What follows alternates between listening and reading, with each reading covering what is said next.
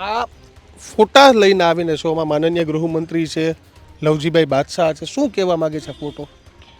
આ લોકો અમારા મંદિરના જીર્ણોદ્ધાર પર બધા લોકો આવ્યા છે, છતાં અમે બધાને મળ્યા છે, બધાને અમારો પ્રસ્તાવ રજૂ કર્યો છે કે અમે બધું કહ્યું છે કે મંદિરનો આવો મુદ્દો છે, પણ અમને કોઈ મદદ કરવા તૈયાર નથી.